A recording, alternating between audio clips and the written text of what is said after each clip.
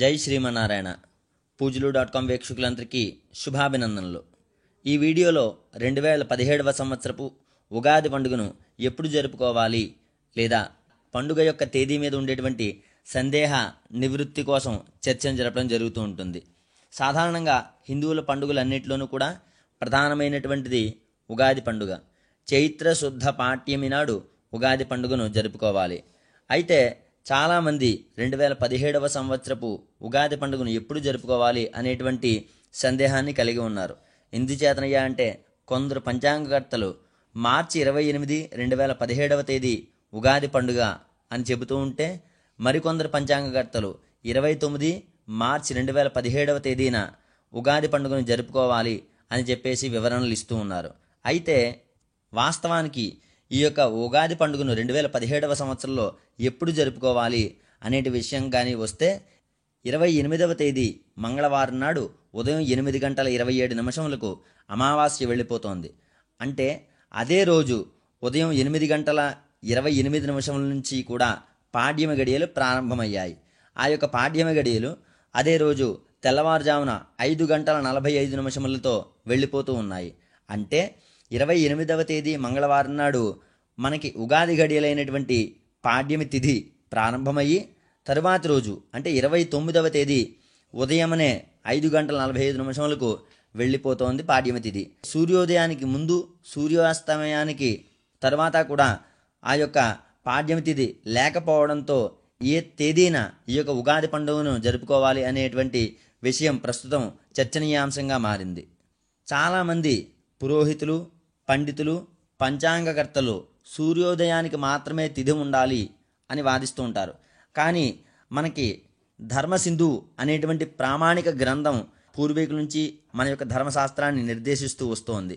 అయితే ధర్మసింధులో ప్రస్ఫుటంగా పేర్కొన్నటువంటి విషయం ఏమిటయ్యా అంటే, సూర్యోదయమునకు లేని సమయంలో కూడా సాయంత్ర నక్షత్ర సమయానికి తిథి కానీ ఉంటే అదే తిథిని మనము ఈ యొక్క ఉగాది పండుగను జరుపుకోవాలి అనేటువంటి విషయాన్ని ధర్మశాస్త్రం చెబుతోంది.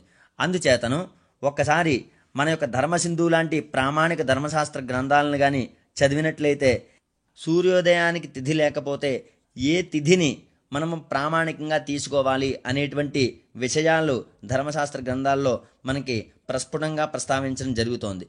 అందుచేత 2017వ సంవత్సరంలో మార్చి 28వ తేదీన మాత్రమే ఈ యొక్క ఉగాది పండుగను జరుపుకోవాలి. అయితే చాలామంది ఈ యొక్క ప్రమాణం తప్పు అని చెబుతూ ఉంటారు. పూర్వ సిద్ధాంతం కావచ్చు, దృక్ సిద్ధాంతం కావచ్చు, ఇతర సిద్ధాంతాల ఏ ఆధారంగా పంచాంగాలు నిర్మించినప్పటికీ కూడా ధర్మసింధులో ఏ విధంగా అయితే మనకు ప్రస్తావించడం జరిగిందో, సూర్యోదయమునకు తిథి లేనటువంటి సమయంలో సాయంత్ర నక్షత్ర సమయానికి తిథి ఉండాలి అనేటువంటి విషయాన్ని తెలుసుకున్నటువంటి వారే మనమందరము కూడా 28వ తేదీ మంగళవారం 2017వ సంవత్సరంలో ఉగాది పండుగను జరుపుకుందాము. అయితే ఈ విధంగా 28వ తేదీ ఉగాది పండుగ జరుపుకోవడం తప్పు అని వాదించి 29వ తేదీని మాత్రమే ఉగాది జరుపుకోవాలి అని ఘంటోపాతంగా చెప్పినటువంటి పండితులకు కూడా మీరు ఒకానొక ప్రశ్న వేయొచ్చు. ఈ విధంగానే వాదించి జూలై 13న జరుపుకోవాలా, జూలై 14న పుష్కరాలు జరుపుకోవాలా అనేటువంటి వాదన కూడా 2015వ సంవత్సరంలో వచ్చింది. అందుచేతను 28వ తేదీ ఉగాది జరుపుకోవడానికి వీలు లేదు అని వాదించేటువంటి పండితులకు జూలై 14వ తేదీ 2015వ సంవత్సరంలో ఏ విధంగా పుష్కరాలను ఆచరించారు అనేటువంటి ప్రశ్నను సంధించండి, సరైన సమాధానాన్ని పొందండి. అందుచేతను మా దృష్ట్యా పూర్వ సిద్ధాంత, దృక్ సిద్ధాంత ఆధారాలు ఏవైనప్పటికీ కూడా ధర్మశాస్త్రం చెప్పినటువంటి విషయాన్ని మనం పట్టుకోవాలి. కాబట్టి సూర్యోదయమునకు లేని సమయంలో సాయంత్ర నక్షత్ర సమయానికి ఉన్నటువంటి తిథి పాడ్యమి తిథి కాబట్టి 28వ తేదీ మార్చి 2017వ సంవత్సరమే మనకి ప్రామాణికమైనటువంటి చైత్రశుద్ధ పాడ్యమిగా పరిగణలోనికి తీసుకుని ఆ రోజే ఉగాది పండుగను జరుపుకోవాలి. మరిన్ని వివరాలకు సంప్రదించండి.